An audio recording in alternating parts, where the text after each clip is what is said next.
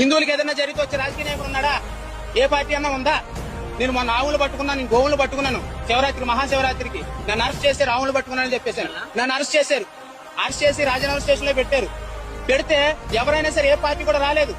ఒక BJP party నాయకులు వచ్చి ఆవిడ నిజంగా ధర్మ ప్రకారంగా ధర్మంగానే పనిచేసింది, ఆవిడ చట్టపరంగా పనిచేసింది, ఆవిడ ఎందుకు అరెస్ట్ చేస్తారని చెప్పేసి నన్ను బయటకు తీసుకొచ్చారు. ఉన్న పార్టీ నాయకులు ఎవరైనా వచ్చారా? హిందువులు ఇప్పటికైనా ఈ విషయం తెలుసుకోవాలి. హిందూ ధర్మంకి సపోర్ట్ చేసేది ఎవరైనా ఉన్నారంటే వాళ్ళకి మనం ఓటేయాలి.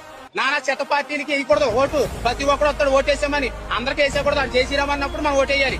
మన ధర్మానికి సపోర్ట్ చేసినప్పుడు ఓటే. నేనైతే అలాగే వేస్తాను. నేను మరి సెక్యులర్ కుక్కలు ఏం చేస్తాను నాకు తెలియదు. అన్ని మతాలు సెక్యులర్ సమానం అనే సెక్యులర్ గాడికి ఇదే చెప్తున్నాను. మన ధర్మం బ్రతుకుంటే నువ్వు, నీ ఇల్లు, నీ సంసారం, నీ కుటుంబం, నీ దేశం, నీ రాష్ట్రం, నీ ఊరు, నీ గ్రామం బాగుంటది. మన ధర్మమే లేనప్పుడు అవతల అన్ని మతస్థులు పెరిగిపోతారు. మనల్ని వేసేస్తాడు, మన ఆస్తిని దోచేస్తాడు, కబ్జా చేసేస్తాడు. తర్వాత మనం ఎంత ఎక్కువ నోరు కొట్టుకున్నా సరే నువ్వు మిగలు, నీ కుటుంబం మిగలదు, నీ కులం కోసం గజ్జికి దోక్కుంటావు కదా, ఆ కులం కూడా